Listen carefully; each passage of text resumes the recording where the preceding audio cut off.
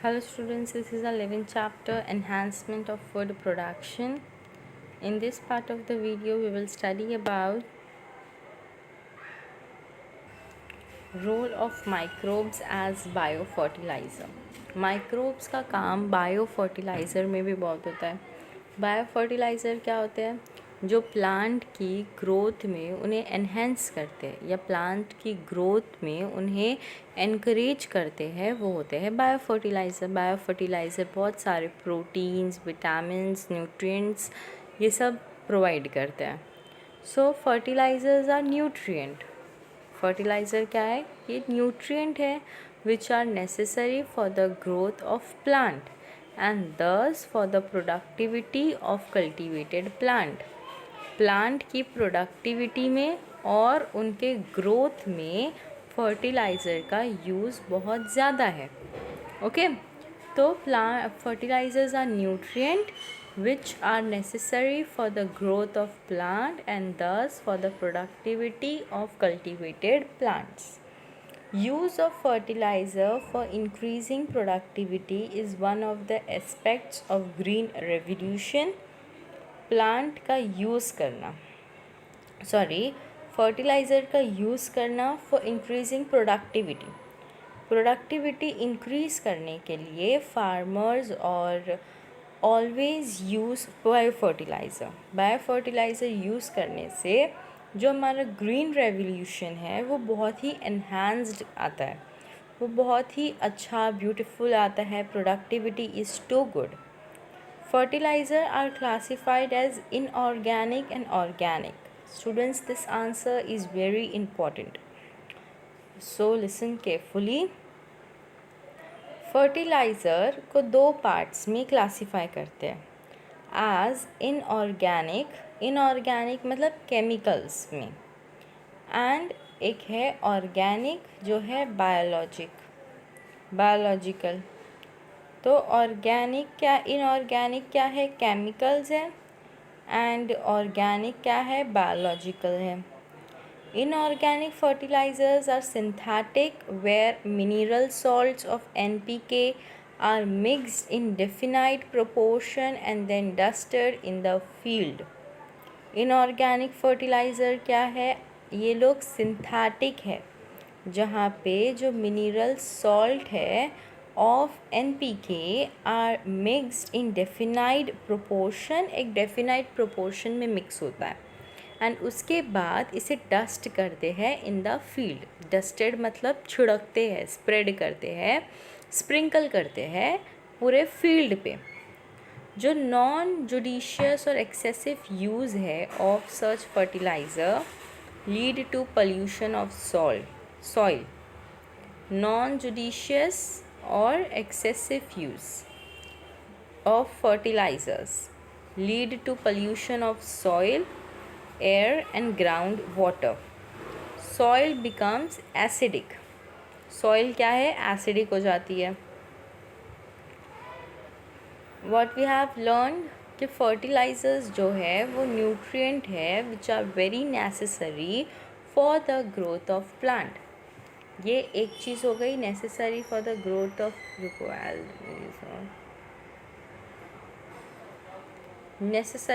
Growth of plant.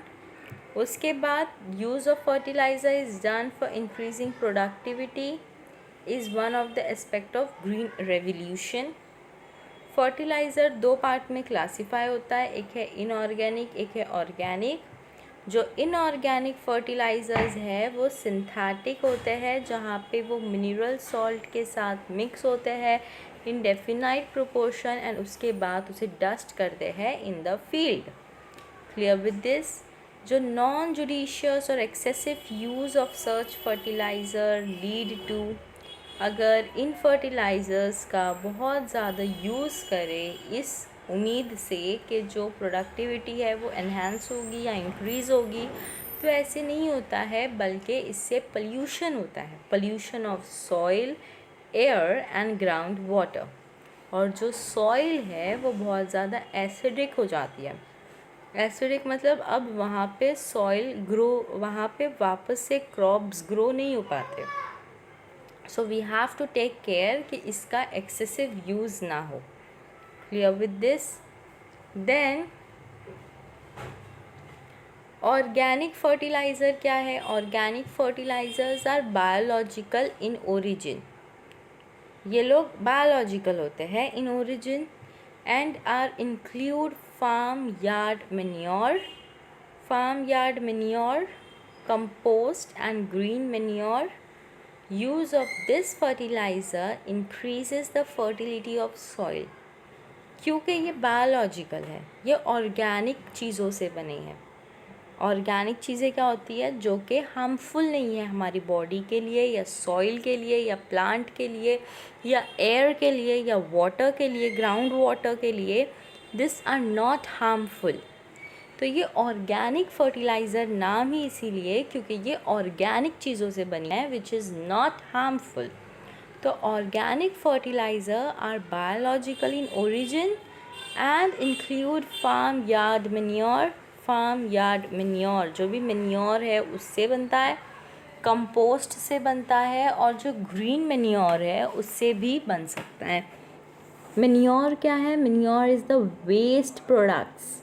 तो जो farm के वेस्ट प्रोडक्ट्स होते हैं वो, या ग्रीन मैन्योर मतलब जो ग्रीन वेजिटेबल्स के भी वेस्ट प्रोडक्ट्स होते हैं वो भी हो सकते हैं, या कंपोस्ट जो है जैसे काऊ डंक वगैरह, ये सब सारी चीज़ें कंपोस्ट हो गई, तो कंपोस्ट का भी इंक्लूड कर सकते हैं. अब इस फर्टिलाइज़र्स को यूज़ करने से जो सॉइल की फर्टिलिटी होती है वो इंक्रीज़ होती है. Clear with this? Nowadays, for better and sustainable agricultural production, आज के टाइम पे हम लोग सबको एग्रीकल्चर का प्रोडक्शन अच्छा चाहिए. वी ऑल वांट कि हमारा प्रोडक्शन अच्छा हो. So for today's time, nowadays, for better and sustainable agricultural production, farmer use biofertilizer and practice organic farming. Farmer क्या करते हैं? बायो फर्टिलाइज़र का यूज़ करते हैं और वो लोग ऑर्गेनिक फार्मिंग भी करते हैं. Bio fertiliser are mostly N2 fixing. N2 fixing क्या है? Nitrogen fixing living microorganism which enrich the nutrient and quality of soil. This include bacteria, cyanobacteria and fungi. Biofertilizers are mostly N2 fixing, living microorganisms which enrich the nutrient quality of soil. ये soil की quality को enrich करता है. This include bacteria, cyanobacteria and fungi. Biofertilizers are commercial preparation of ready to use live bacterial or fungal formulation. बायोफर्टिलाइज़र्स क्या है? ये commercial preparation है. इनका प्रिपरेशन कमर्शियल बेसिस पे हो रहा है and they are ready to use live bacterial और फंगल फॉर्मुलेशन.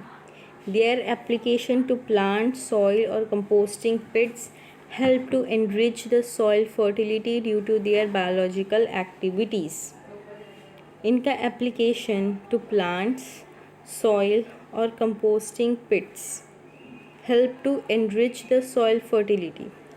सॉइल की फर्टिलिटी इंक्रीज़ करने में हेल्प करता है due to their biological activities. तो बायो फर्टिलाइज़र का बहुत सारी जगह पे यूजेस हैं एंड क्या यूजेस है we understood. Then coming to the next slide. Use of bio fertiliser is cost effective and eco friendly. बहुत ही कॉस्ट इफ़ेक्टिव है. कॉस्ट इफ़ेक्टिव मीन्स ज़रा भी चार्जेबल नहीं है. It comes in our afford में आ जाता है. We can afford it. Cost effective है. इको फ्रेंडली है. सबसे इम्पॉर्टेंट इको फ्रेंडली है. इको फ्रेंडली से क्या मतलब है? It doesn't cause pollution. कोई हार्मफुल चीज़ें इसके सराउंडिंग में नहीं है. It is eco friendly, cost effective. They play a vital role in maintaining a long term soil fertility and sustainability. ये एक लॉन्ग टर्म के लिए सॉइल को फर्टाइल करते हैं और उसकी जो सस्टेनेबिलिटी है उसे इंक्रीज़ करते हैं। For a long term they fertile the soil and increases it's sustainability. Sustainability increase करने से क्या होता है, जो सॉइल की प्रोडक्टिविटी है वो भी इंक्रीज़ हो जाती है और जो क्रॉप्स है वो बेटर क्रॉप्स ग्रो होते हैं। बेटर क्रॉप्स ग्रो होंगे तो बेटर प्रोडक्टिविटी इंक्रीज़ होगी, सॉइल एनहेंस होगा और वो सॉइल पे वापस से क्रॉप्स ग्रो कर सकते हैं। So this is the reason bio fertilisers are very important. They are cost effective, eco friendly, they play a very vital role in maintaining a long term soil fertility and sustainability. Moving to the next slide. What are the types of biofertilizer? अब biofertiliser के बहुत सारे types हैं on the basis of nature and function. Nature और function पे depend करके biofertiliser को divide किया गया है इनटू फॉलोइंग ग्रुप्स। ये सारे ग्रुप्स में बायोफर्टिलाइज़र को डिवाइड किया गया है। तो फर्स्ट ग्रुप कौन सा है इनका? फर्स्ट ग्रुप है N2 fixing biofertiliser. N2 fixing में क्या हो रहा है? N2 फिक्सिंग, N2 मतलब क्या है? नाइट्रोजन है। तो नाइट्रोजन हमारे प्लांट्स को बहुत ज़्यादा हार्मफुल है, तो N2 तो फिक्स करना ही पड़ेगा प्लांट्स में, तभी तो प्लांट का ग्रोथ होगा। तो nitrogen fixing micro organism which convert atmospheric nitrogen into nitrogenous compound. Nitrogen fixing micro organisms है कुछ। ये माइक्रो ऑर्गेनिज्म क्या करते हैं? ये कन्वर्ट करते हैं एटमॉस्फेरिक नाइट्रोजन को into nitrogenous compound. Nitrogenous compound जैसे nitrites and nitrates via ammonia. Clear with this? Nitrogen fixing microorganisms, also called diazotropes, are of two types. Diazotropes कितने टाइप के होते हैं? 2 टाइप के होते हैं। Clear with this? पहला हम लोग दें नाइट्रोजन फिक्सिंग इम्पॉर्टेंट क्यों है? क्योंकि प्लांट में नाइट्रोजन अगर आ जाए तो प्लांट का ग्रोथ स्टक हो जाता है, प्लांट ग्रो नहीं कर पाता, तो नाइट्रोजन फिक्सिंग करना इम्पॉर्टेंट है। नाइट्रोजन फिक्सिंग के जो माइक्रो ऑर्गेनिजम्स होते हैं उन्हें हम लोग बोलते हैं डायज़ोट्रॉप्स। और ये डायज़ोट्रॉप्स जो है वो 2 टाइप के होते हैं। Clear with this? पहला है symbiotic N2 fixing micro organism. इसमें आता है एग्जाम्पल्स राइजोबियम, एनाबेने, फ्रैंकिया। क्या है? Rhizobium, Anabaena and Frankia.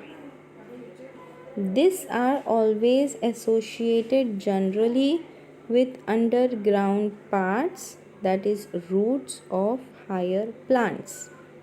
ये हो गया symbiotic N2 fixing microorganism. Second है फ्री लिविंग और non symbiotic N2 fixing microorganism. Free living और non symbiotic N2 fixing microorganism. इसमें आता है Azotobacter, Nostoc, Clostridium, Beijerinckia, Klebsiella et cetera. ये सारे क्या है? ये सारे नाम है माइक्रो ऑर्गेनिज्म के, एंड इनमें से कुछ you are going to study now. Firstly इसमें इम्पॉर्टेंट ये है कि नाइट्रोजन फिक्सिंग करना इम्पॉर्टेंट क्यों है? क्योंकि उस वजह से प्लांट की ग्रोथ स्टक हो जाती है। फर्स्ट लाइन में दिया हुआ है students Nitrogen fixing microorganism which convert atmospheric nitrogen into nitrogenous compound like nitrites and nitrates by ammonia. Nitrogen fixing microorganisms are also called diazotrops. Very important for MCQ. What are diazotrops करके question आता है. डाइजोट्रॉप्स दो type के हैं. पहला है symbiotic N two fixing micro organism और दूसरा है फ्री लिविंग और non symbiotic N two fixing micro organism. Clear with this.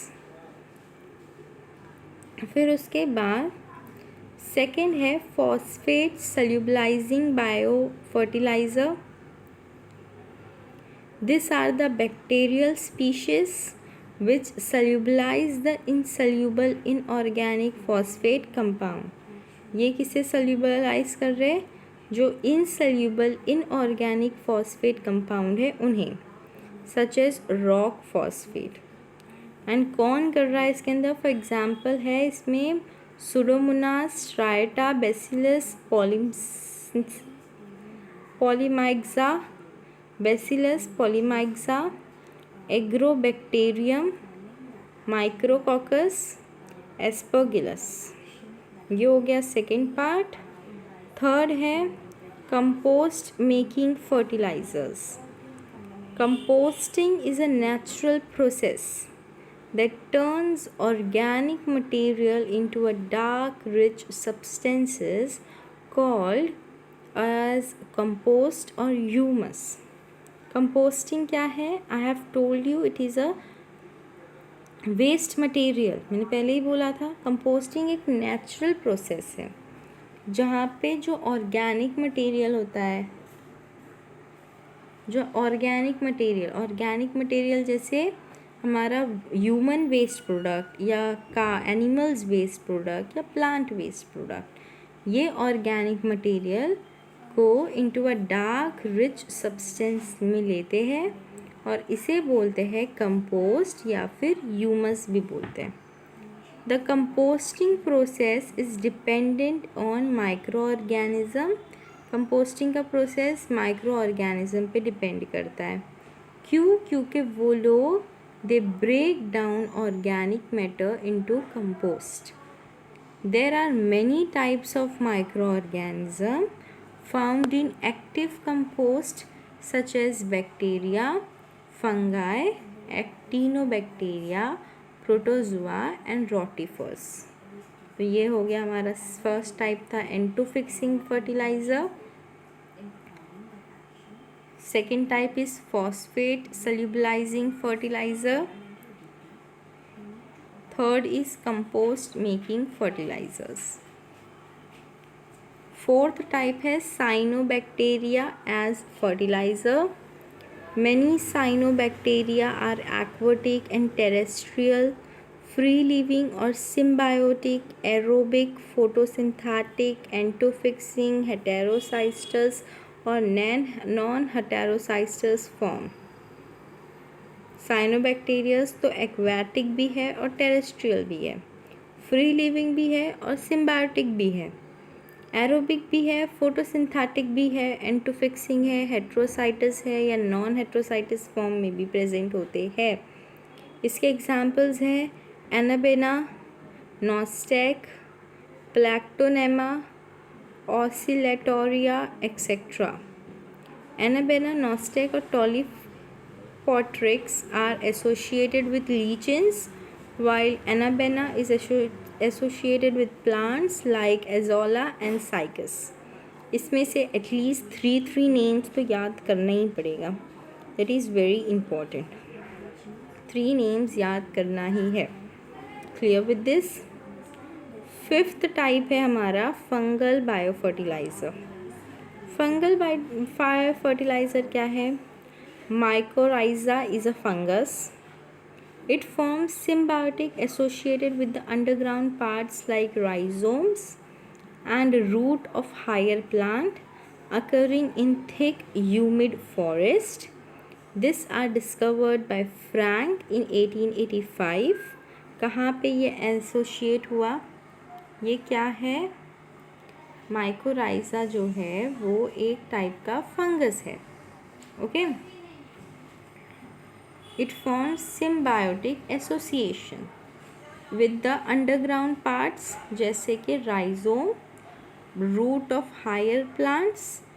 जो हायर प्लांट्स के रूट्स होते हैं उनमें मिलता है ये. Okay.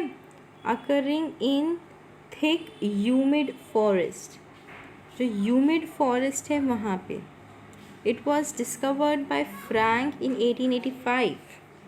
There are two types, viz ectomycorrhizae और एंडोमाइकोराइजे. टोटल 2 टाइप्स हैं, एक्टोमाइकोराइजे या एंडोमाइकोराइजे. तो एक्टोमाइकोराइजे में क्या होता है? They have well developed mycelium that forms mantle on the outside of the roots. Roots के बाहर वो लोग मेंटल बनाते हैं. They have well developed mycelium that forms mantle on the outside of the roots.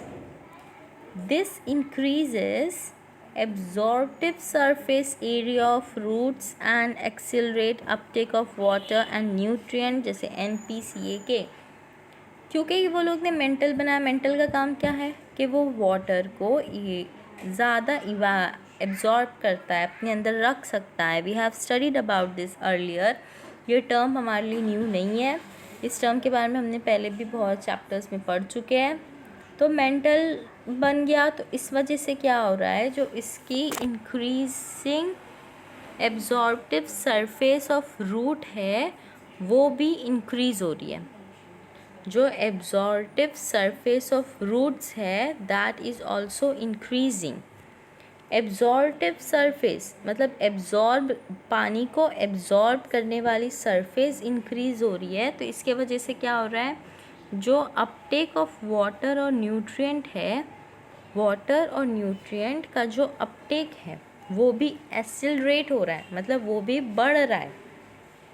Due to this the plant vigour, growth and yield increases.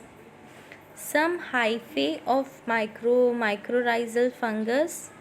जो हाइफेज है, hyphae मतलब ये बाहर का ऐसे आउटग्रोटेड पार्ट है, वही हाइफेज है. तो some hyphae of mycorrhizal fungus penetrate करते हैं into the root and form Hartig net in the intercellular spaces of root cortex. कहाँ पे? in the intercellular spaces of root cortex. Some hyphae of mycorrhizal fungus penetrate into the root and form Hartig net in the intercellular spaces of root cortex. Clear with this? ये हो गया ectomycorrhizae.